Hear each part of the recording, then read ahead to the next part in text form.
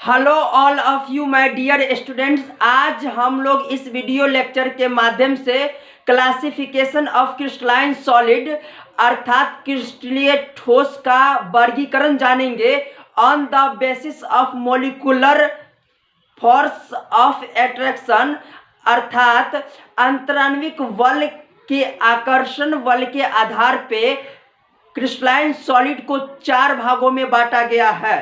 First हो जाएगा molecular solids, second हो जाएगा आयोनिक सॉलिड्स, थर्ड हो जाएगा मेटालिक सॉलिड्स, फोर्थ हो जाएगा कोवेलेंट सॉलिड्स। मोलिकुलर सॉलिड्स का कंस्टिट्यूएंट पार्टिकल होता है मोलिकुल्स,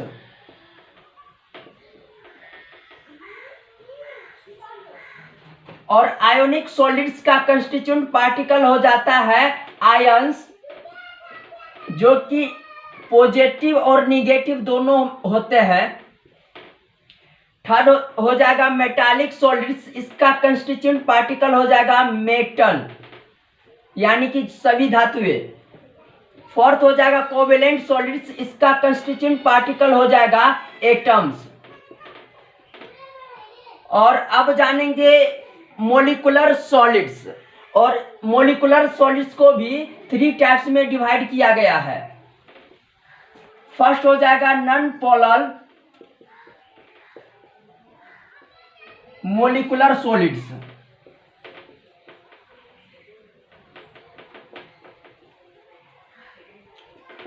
सेकंड हो जाएगा पोलर मोलिकुलर सॉलिड्स, और थर्ड एंड लास्ट हो जाएगा हाइड्रोजन बॉन्डेड मोलिकुलर सॉलिड्स। तो अब जानते हैं मोलिकुलर सॉलिड्स क्या होता है।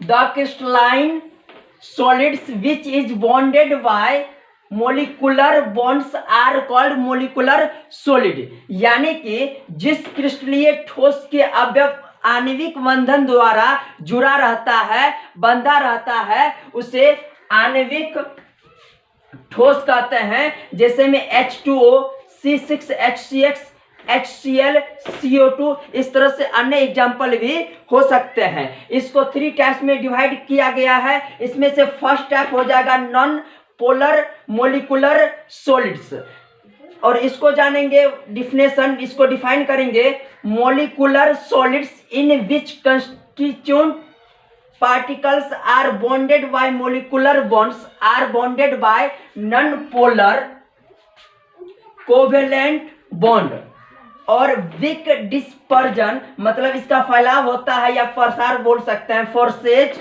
और लंदन फोर्सेज।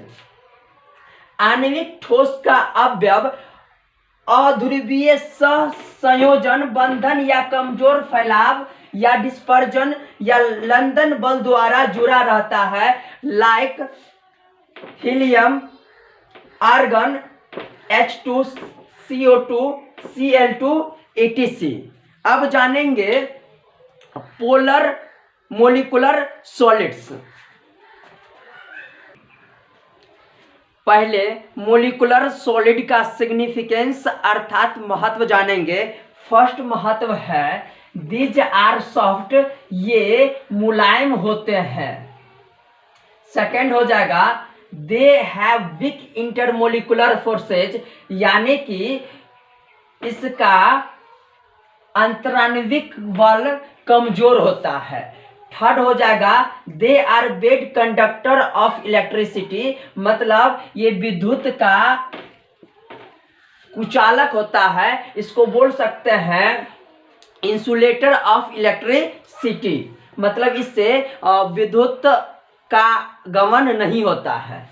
फोर्थ हो जाएगा they are usually liquid or gases at room temperature, यानी कि ये प्रायः कमरे के ताप पर द्रव या गैसीय अवस्था में होता है। उसके बाद जानेंगे सेकेंड क्लासिफिकेशन क्रिस्टलाइन सॉलिड का, पोलर मोलिकुलर सॉलिड्स। इसका इसको डिफाइन करेंगे, molecular solids in which constituent particles are bonded by polar covalent bond या dipole dipole interaction are called polar molecular solids. इसको हिंदी में डिफाइन करेंगे, जिस ठोस के अवयव आपस में ध्रुवीय सह संयोजक या डाइपोल डाइपोल अंतराक्शन से जुड़ा रहता है। लाइक देखेंगे HCl SO2 जो कि सॉलिड में होता है, और इसका भी महत्व है, इसका जो सिग्निफिकेंस है, ये भी सॉफ्ट ही होता है और ये भी विद्युत का कुचालक होता है, मतलब इंसुलेटर होता है, इससे भी विद्युत आर पार नहीं जाता है। इसका मेल्टिंग पॉइंट हायर होता है नॉन पोलर मोलिकुलर सॉलिड से। अब जानेंगे आगे आयोनिक सॉलिड्स के बारे में। थर्ड जानेंगे hydrogen bonded molecular solids. Define करेंगे molecular solids in which constituent particles are bonded by hydrogen bonds. जिस मोलिकुलर सॉलिड यानी कि आणविक ठोस हाइड्रोजन बंधन द्वारा बंधा रहता है या जुड़ा रहता है, उसे हाइड्रोजन बॉन्डेड मोलिकुलर सॉलिड्स कहते हैं। जैसे में आइस हो जाएगा, मतलब ये है कि H2O हो जाएगा, ये हाइड्रोजन बॉन्डेड द्वारा बंधा रहता है। इसका सिग्निफिकेंस हो जाएगा they are bad conductor of heat and electricity. ये ऊष्मा तथा विद्युत दोनों का कुचालक होता है। सेकंड हो जाएगा their melting points are higher among the rest molecular solid.